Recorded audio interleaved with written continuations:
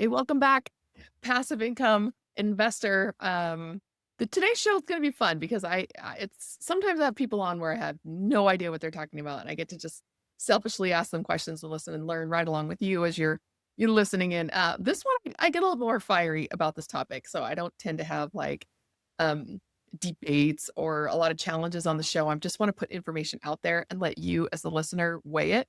And so this topic today, we've got Dr. Adam Link on. He's a certified financial planner, former software developer, and kind of owner of the family passive income office idea, which is something I know we've talked about on the show if you've been listening for any period of time. You know, public versus private markets, active versus passive management, and being able to delegate financial authority in your family office, your little micro family office, if you will, to advisors that you can trust and who share your beliefs and philosophies versus just saying, I don't know. I mean, this guy handles this for me. So, Adam is going to come in and we're going to talk about all these issues today so that you can do a better job of managing the wealth that you have accumulated through being a high income person, how to invest it so that you can live the lifestyle that you want, which is we talk about a lot on the show, but also so that you can make sure you're spending the right time managing and doing the right kind of managing and not wasting your time or effort, but also not over trusting and over delegating. So thank you so much for coming on the show today, Adam. Yeah, it's great to be here. Thanks for having me. Now let's just dive right into this one. I just give me a little bit about your background and your history. I very just briefly mentioned what brought you from, Dr. Link to certified financial planner. Give me your story. Yeah. Well, so I'll start off with, how do you find the most insecure person in the group? And the answer is who's got the most credentials. Oh, Um, so there you go. No, I learned the best through formal education and formal mhm. training. And so that is why I am both Dr. Link and a CFP. I'm the type of person that, I take lifelong learning seriously. I enroll in a bunch of different stuff and then I go get degrees and certificates on my wall for it. All right. So yeah, so basically, what kind of got me into finance, because my doctorate is in computer science.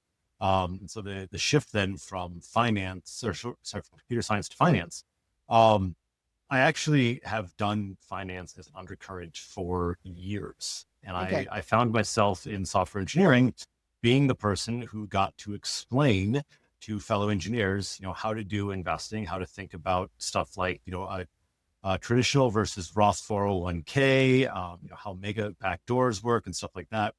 Um, and really decided, if I'm doing all this and I'm telling people how they should maybe think about their finances, I should probably get paid for doing this. Yeah. And the way to get paid for doing that in the US is to become a licensed financial advisor. So I went out and did that. And then I got my CFP, which really is the hallmark of a financial planner who knows a broad amount of information. I kind of look at it as the equivalent of like a MD or the financial planning profession, right? So, Okay. you know, that's why I'm here. Yeah. Okay. So I kind of look at the certified financial planner as like either the head coach of this situation where you're able to kind of see everything at a high level, but you're still going to hire the forwards coach, the backs coach. You're going to have some specialists in your system, the strength and conditioning coach, the nutrition coach, all of that. Is that kind of how you're thinking about it? Like the MD, like the family general practice doctor versus a specialist? Exactly. Yes. And, I think every CFP brings their own background. Some CFPs are truly kind of just generalists where Mhm. they will hire out. For me, I've got a lot of experience and enthusiasm for the asset management space. Okay. So I tend to, I tend to control that, but I'm not a lawyer. I'm not an accountant. And I know my limitations, right? So I partner with folks. Okay, yeah. I mean, that's kind of like my family doctor. He actually has a certificate in like nutrition and eating disorders. And so I found that kind of interesting when I have a bunch of teenage daughters that I'm trying to teach, like this navigate this world. And so I still had this wide array of family doctors I could choose from, right? But then I went and I chose one that was specializing as far as a family doctor can in issues that were directly impacting our family. And that's how I think about advisors. You have a lot of options out there. You have different philosophies, and it's important to find somebody who lines up kind of how you think about things, but will still challenge you on your assumptions and some of the thinking you have. So some of the thinking that I have about this space that I want you to challenge. Um, well, before we get into I'm just laughing. Before we get into that, kind of give me an overview of what it is that you're specially, other than just asset management, but like active versus passive, index versus on the public market side versus you do some also private market investing and real estate investing. Like, can you just like sum yourself up if someone was going to be a link head, like what would we look like? Yeah. I refuse to believe that markets are completely efficient. Okay. And the efficient market hypothesis is what underpins a lot of the index and passive investing trends. Hmm. And I'll just say at my core, if the best we can do is just throw our money into an index fund and buy the market and walk away, that seems really boring as a profession. It seems really difficult to justify my fee to my clients. Yeah. And it seems like there's got to be more to this. Like it just seems like a surrender, right? So I refuse to believe that markets are 100% efficient. I do believe that there are ways that you can capitalize on inefficiencies in the market, and there are investment strategies you can take that are not just buy the S&P 500, walk away, and come back in a decade and see if you got more money. Okay. So, all right. So I've shared this story before a couple of times on the show where my grandpa in the 1970s and early 80s became a millionaire by trading stocks in the public market. But that was before index markets. That was before data science as a profession. That was before fractionalized shares. It was before a lot of the innovations that we've seen over the last few decades that, in my opinion, have really changed public market investing to be much different than private market investing. Back then, um, public was almost like you had an advantage to have access to these companies because you don't know any of those people. And private still was like good old boys. You can't talk about it. There's no such thing as a 506C. All of that stuff made it so that public investing was really the best place for people to be, and that they could put their knowledge and talents to analyzing and trying to make money.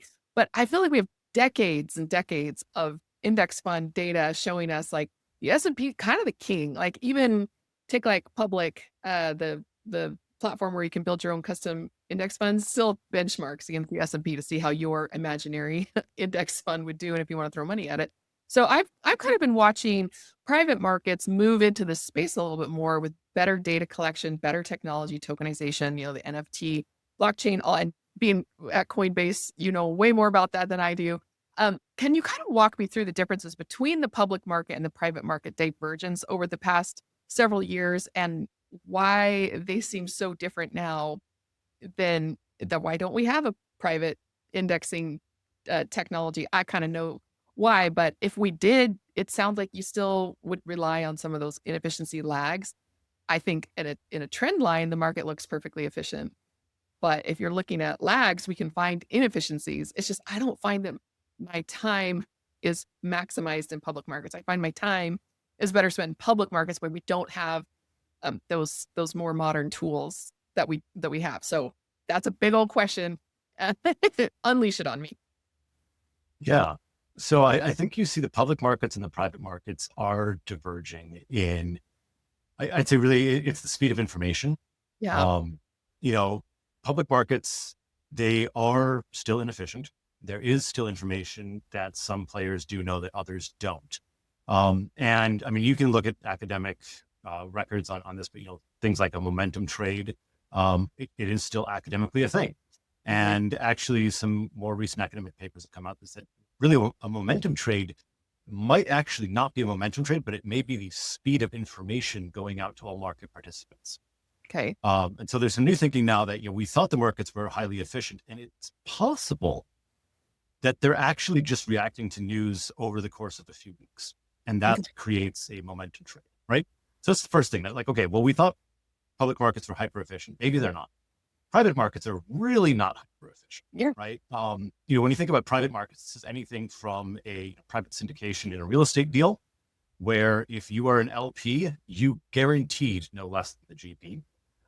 Or this could be a private credit deal. Maybe you're buying something through a large wirehouse, right? So like a Merrill Lynch or Morgan Stanley, selling some private credit, where maybe they are disclosing as much as they can. but you're probably not reading through the 2-inch thick disclosure book that they're giving you, right? So they're telling you everything, but you don't, you're not going to know it. And I really think that those, kind of the information inefficiencies is what is driving the higher yields that we're seeing now in the private markets. And I think, like you alluded to, the 506C offerings, the accredited investor limits have gotten to the point where more and more folks are accredited. There are more ways to become an accredited investor. And so these private markets are actually opening up a lot more to people that weren't previously able to get into them. And so now you've got folks that look at real estate syndications that say, hey, 18% IRR versus the S&P 500, yielding 7 to 10%. Like, why would I ever go to the public markets? I've got opinions on that, but there are eye-popping yields in the private markets. Well, I think the eye-popping yields of the private markets, and this is kind of a point that I've seen you make in some of your other interviews, is that we're coming in a really good like bull run here, and that maybe the data has been skewed by such a bull run. I think private markets are enjoying the same kind of thing, that there's data out there that shows that private markets outperform public markets, but more recent data, I'm like, those advantages are starting to disappear. And so for the added risk, because you're lacking diversification, you have to throw 50 or 100 grand at a single deal. These companies are not being publicly registered. So they're going through less vetting, asset testing. Their NAVs are very infrequent, all of this type of stuff that makes it so private markets are less efficient and really do deserve time and attention. But those rewards that we get for putting in that extra work and taking on that extra risk seem to be, in some recent data, eroding. And so I feel like public markets are just one of those things that's just so easy because of the set it and forget. Just throw some money in there, come back in 40 years, and in 40 years, you can get a lot done in private markets to really eke out those last little bits of returns that are starting to diminish. I don't know. Am I wrong there? Or what do you think?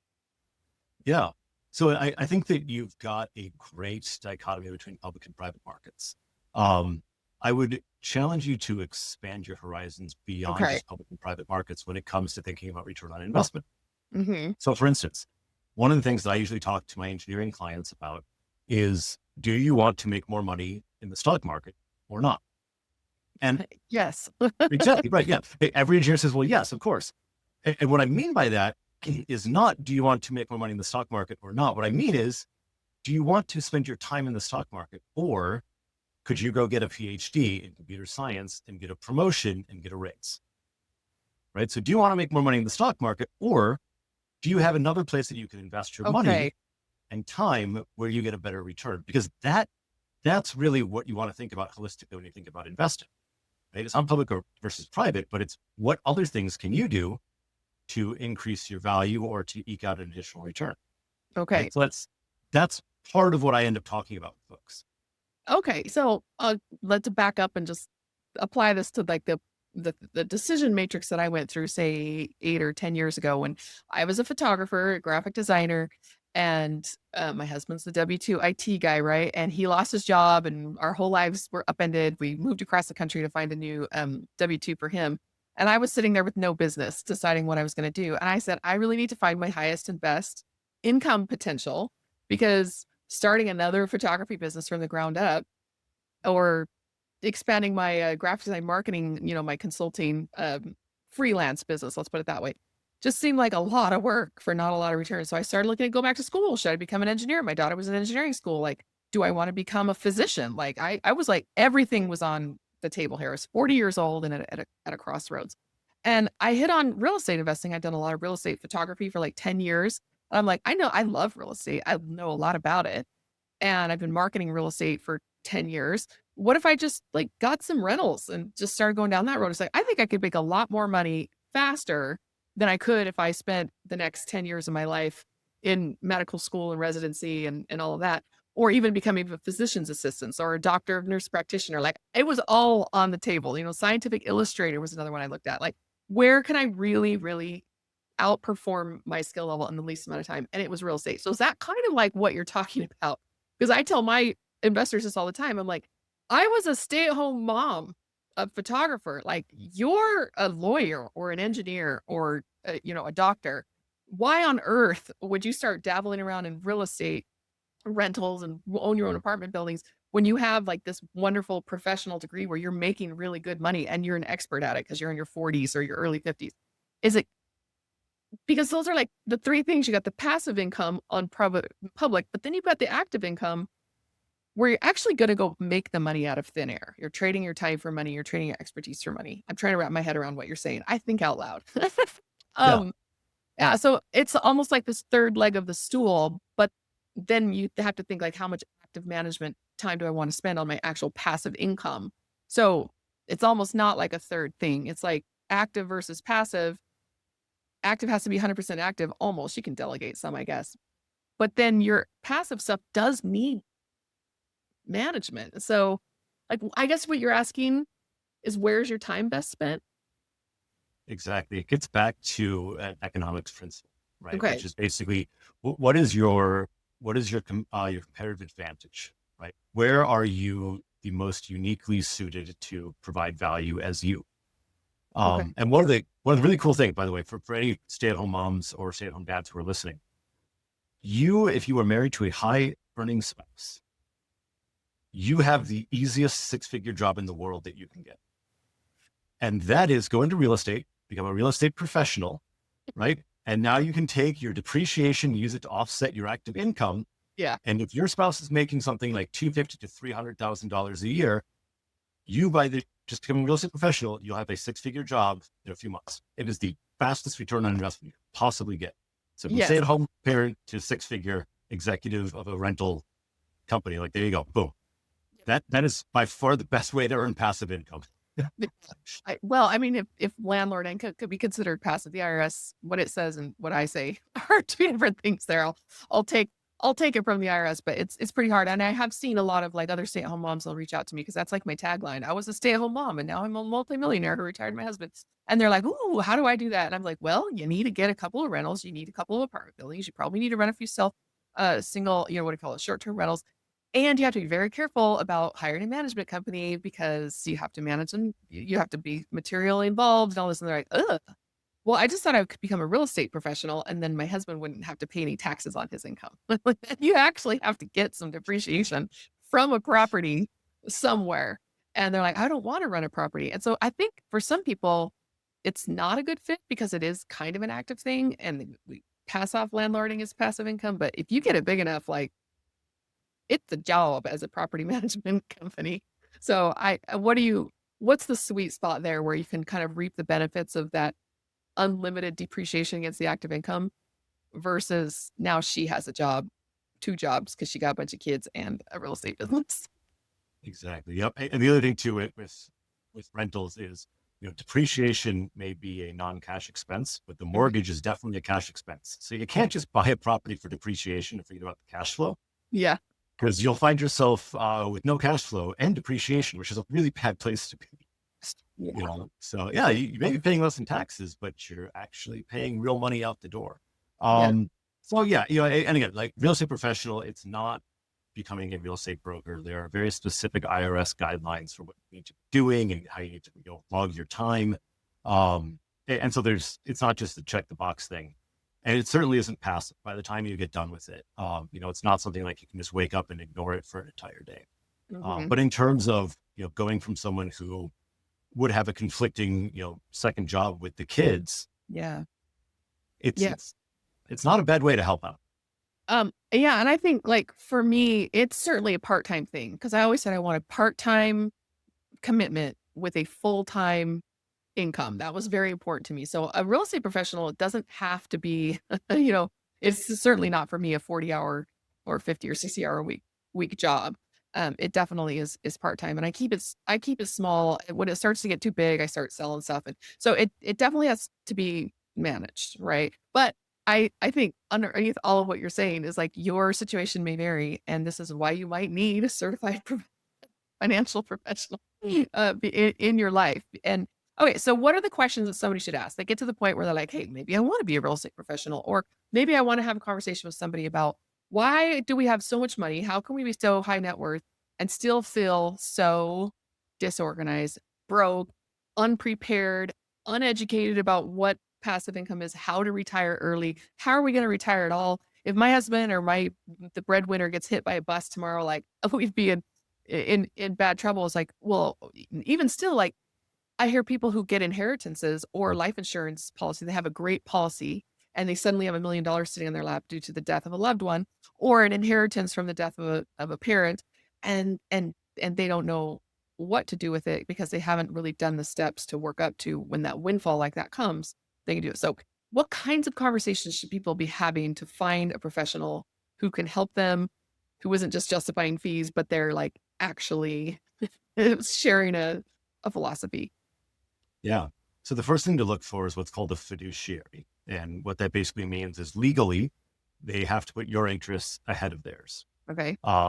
So we can get into the technical weeds here, but basically, I am what's called a Series 65 licensed investment advisor. That means I don't earn a commission from selling stocks and bonds. And I basically only earn money by managing your money. And so my vested interest in any interaction with a client is to get as much of their money under my management as possible, because then my assets under management fee compensates me. Yeah. But the approach that I've basically taken, and I disclose that to people, right? Because like, it's, hey, by the way, I will work on your plan, but just so you know, like I get paid when you move money over. So if it seems like I keep pressuring you to move money over, it's because that's how I get paid. And Yes. I don't charge for plans. No, not every CFP does that, I want right? to pause you right there. Yeah.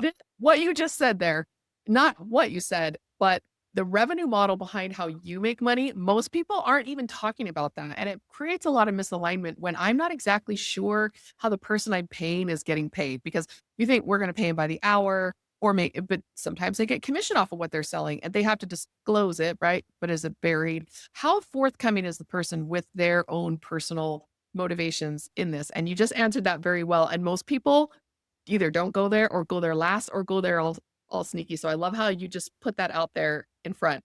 This is how I make money. This is my motivation. So now you can look everything that I tell you through that lens from now on. Exactly.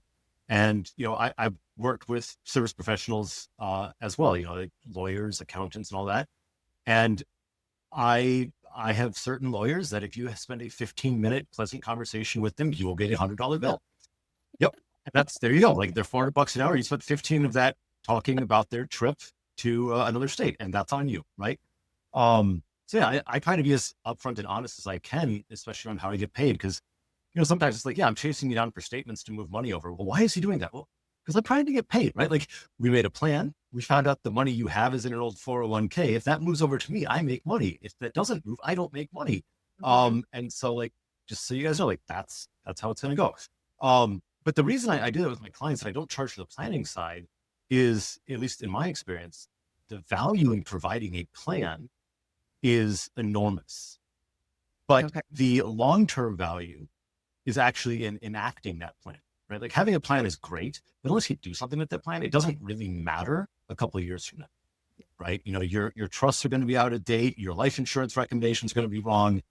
Yep, exactly. Yeah. And so, yes, that's what I'm looking for is like, hey, look, I'll make a plan for you. But then for me, the fun part comes in the long-term relationship. And, when you call me up and you say, hey, this life event happened, or I've got a new kid now, what do I do? It's like, perfect. I'm going to go put on my planner hat. We're going to figure out how to make your money work for you again. Right. Like that's where I get Absolutely. excited. I mean, I love planning, but I will never, never, never, never, never be a CFP. People used to ask me this a lot when I was a real estate photographer, like, why aren't you an agent? I'm like, because I don't want to do what you do. I like taking pictures. I like the marketing side. I love talking about money and I love talking to people about what they're doing and share ideas or what's working for me. But I'm very careful not to cross over into the actual planner space, even though I love that. I love giving somebody else a plan who then has to go execute on that plan while I help. Like it seems like it would be the perfect career for me. But I don't want a business anymore. I'm retired. Right. So what kind of got you into the space from where you were on the computer science side of things? Because now you're just having a whole new business and having to like wrestle up clients and all of that. It's a huge change of income strategy for you. Or you just got to the point where you're like had enough investments that you were like, I'd like to do this and I don't need to, but I choose to. Like, what does that look like for you? Yeah. I have worked in tech for a while. And I got to the point where I was able to choose some of my life path, Mhm. and I got to do something I wanted to do. It's not easy making it as a financial advisor in the first few years. Many folks who are younger in the profession find that out. Yep. For me, similar to you, I got to do kind of what I wanted to do. Yeah. And so, I get to do financial planning because it's fun. And, I certainly do need to make a living. And so I'm not going to say like I do this for free because I make a living. But it's also something I do because I enjoy it. Right. And Oh, that really allows me to take more of a long-term view on client relationships and allows you to look for the philosophical alignment. Right. There are some folks that, come to me and say, hey, I only invest in the broad market. I don't believe that there's any inefficiencies. Um, my fees are way too high, et cetera. And you know what? We're not going to be the right fit, okay. right? And so that's what I look for is philosophically as well. Hey, do we gel? Because at the end of the day, you're hiring me to be the person to guide your family, but not be the person to lead your family. And so we've got to click and you've got to respect me as an advisor. But at the same time, you also have to have some skin in the game to say, I'm comfortable making a decision that goes against what my advisor says, as long as we are all adults on what that means then for your finances. Yeah. It's almost like you're the Obi-Wan Kenobi, not the Luke Skywalker in this relationship. It's like they need a guide, but they still have to go out and do the work, but you're gonna be there. Even after you die? I don't know. What do you think? Well, if you can find a way to turn me into a force ghost, that'd be pretty great. Compound interest, as long as I can still spend it once I'm dead. Yeah, exactly. So kind of describe to me your philosophy. Like if you had to put your investing thesis down in an elevator pitch, well, maybe a little bit longer. I'll give you a few minutes to tell me, but give me your long elevator pitch of what your investing thesis is across public, private, active, passive, all of the above. Yeah. So I do actually have a couple books on this where I go into much more detail and math. I've been told by a number of people who've read it that the math is really boring. So if you're a math person, go read it. If you're not a math person, then skip those chapters. Basically, I believe that markets are inefficient. I believe that there are warning signs and data that we can see that can allow us to position a portfolio to take advantage of what likely may happen. I basically equate this to the fact that, if you're driving along in the road and you see a sign that says crash up ahead, with a fair amount of certainty that there may be a crash up ahead. If you've ever looked on like Google Maps when you're driving, you get that police report, is the police officer still there? Well, what Google's trying to figure out is their warning accurate? And I think that the same thing applies to the markets. So when you see something that says, hey, there's a crash coming, there may not be a crash, right? And you then have to say, okay, well, am I going to change what I'm doing? And my philosophy is if you see indicators there may be a crash up ahead, you might want to think about taking an alternative route. What passive investing says is the sign says crash up ahead and we're going to keep going. And we might hit traffic. We might hit a crash. We might hit nothing.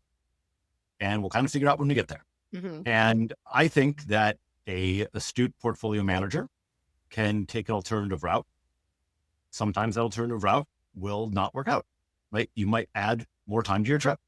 Sometimes you take an alternative route and it turns out that the crash was clear. You could have just stayed where you were and gotten just fine.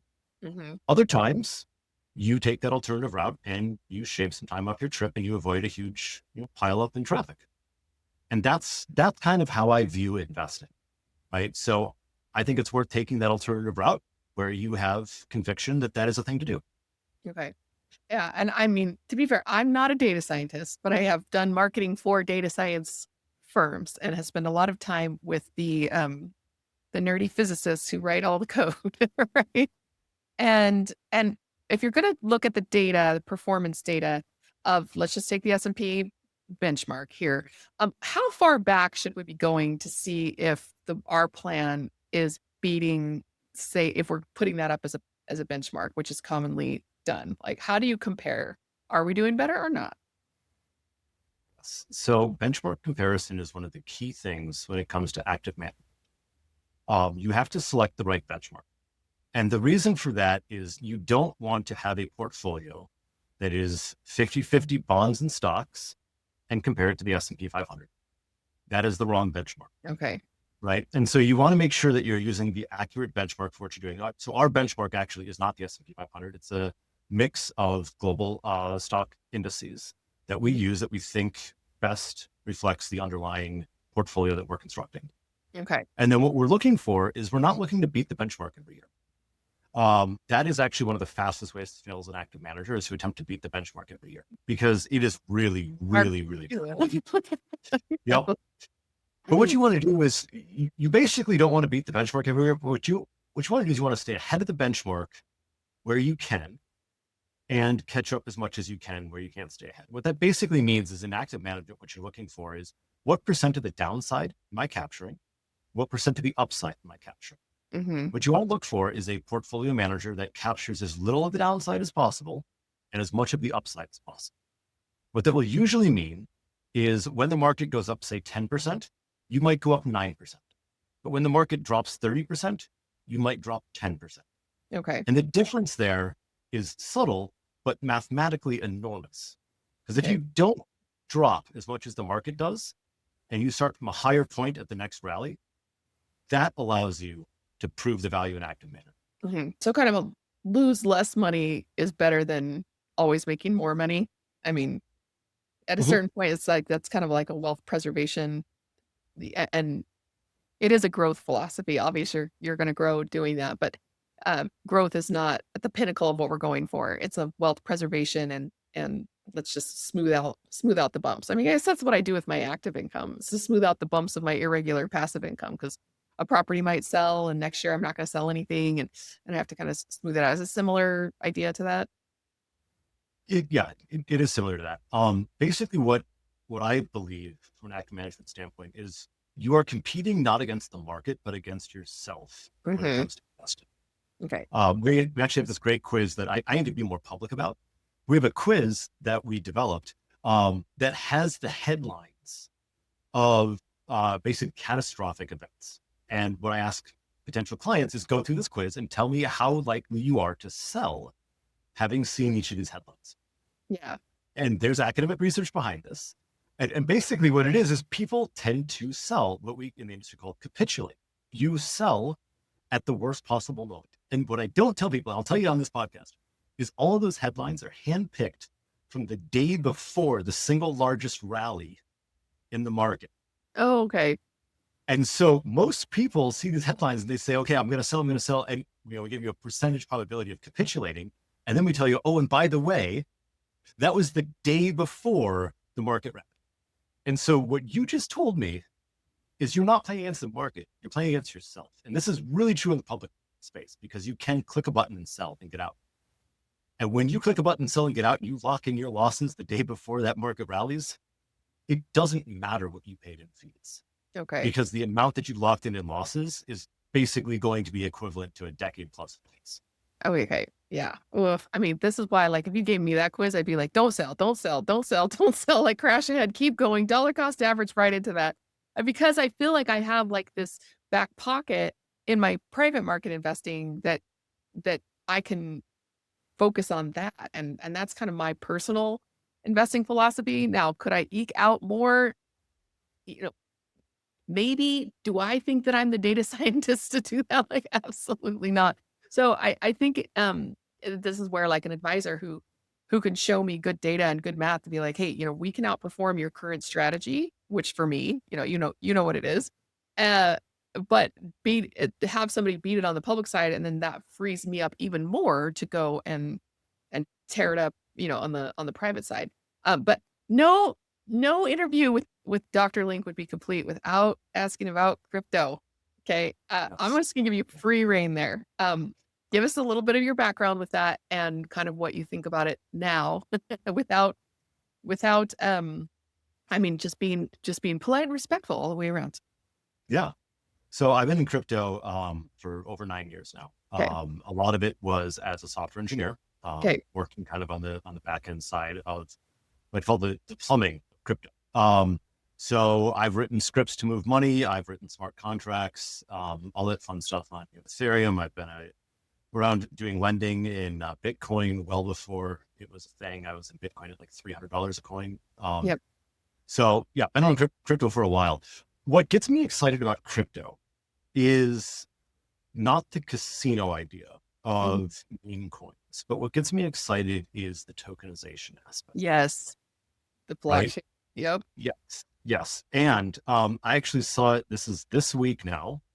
It was the New York Stock Exchange is applying to the SEC for permission to run a 24/7 blockchain based stock trading exchange. Wait, what? I haven't heard this yet. Oh This is yeah, yeah, yep. Hot off the press. This one came across the news that I was reading. You'd have to look it up. The Wall Street Journal covered it. I think it was yesterday. right. But yes, the New York Stock Exchange is applying for permission to run a 24/7 exchange based on blockchain technology. So T plus zero settlement. Yeah, same day, basically same block settlement. 24/7 trading in stocks. So no more aftermarket trading where the volume goes down and it's a thin market. But Yeah. like, yeah, like this is going to be a game changer. So Does this what? start to remove the inefficiencies that we can take advantage of the better? Because we've removed a lot of inefficiencies in the market over decades of technological advancement that I'm excited to see get into private markets. But is this the kind of stuff that will eventually make an efficient market or a calculus, asymptotically approach an efficient market? I mean, because we all know the market's not really efficient. Um, it's only that way in math. But can we get pretty close to that with these types of technological advances? That is a great question, and any answer I give is going to age very poorly. Okay. So we're, It's we're just going to go out on a limb here and say, yeah, yeah, whenever when this is going to come out, but it's January right now. exactly. Yep. Looking back at this, and I hope I look back at this in 10 years and I listen to myself and I go, wow, he was an idiot. It was totally wrong. Um, but I do think when you talked earlier about how far back do we look at active Yeah. management, we test our models. I think when this new exchange comes out, that's going to be a turning point Okay. in how we're thinking about models and testing models, because I do think that we might get a lot more efficient.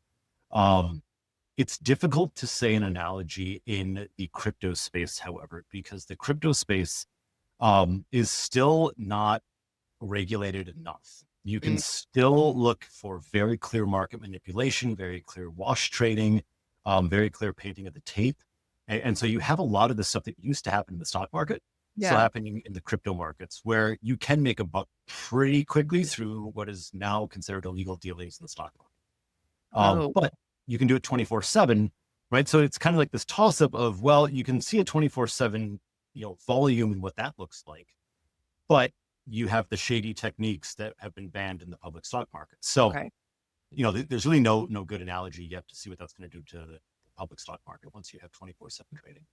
Okay. But yeah, it's exciting. It's exciting. Yeah. I mean, this is the kind of tech that I get excited about mostly just because like I don't know if I'm so excited about like decentralized, but I do get really excited about I guess the democratization and speed of information like you mentioned like because to me that does start to remove some of those inefficiencies. Um because the shady stuff is certainly an inefficiency that you mentioned. Yeah, lots to think about here. I would love to have like a 2 or 3 hour Rogan style podcast on this topic because I'm definitely kind of at the limit of my understanding. I think that you have a lot more information you could share with me, but we are gonna wrap it up here. Unfortunately, if you want to get a hold of Adam directly, how do people do that? Yes. So I am taking on new clients and looking for folks who are philosophically aligned with what I believe about the markets. If you think that we're going to be a fit philosophically and you want to talk more, you can go to fireweedcapital.com. That's our website. We primarily help folks in the Midwest. I'm in Minnesota, so I talk to a lot of Minnesotans. But a lot of software engineers in the Midwest. Yeah, so fireweedcapital.com. You can email me as well, adam@fireweedcapital.com. I would love to chat with you. If you like active investing, that's great. Let's talk. If you hate active investing, that's great. Let's talk. Yeah. Always happy to chat with folks. Always happy to chat about the market. If I can help your family, please let me know. That's what I love doing. Yeah, definitely. And I gotta tell you, like, I think if I the question here is like, do I believe in active management? It's almost like, do I believe that it can make a difference? Sounds like a like a faith question. I do believe it can. I don't believe I'm the one to do it myself. And I definitely would be like, okay, if I can find a wizard who really is into this and can prove with the data that they can outperform my benchmark, that would be something that I would consider, because then again, that delegation frees me up to go do what I'm really good at, which is something else completely. So appreciate you coming on and talking to us about these kinds of things and finding advisors that we can rely on.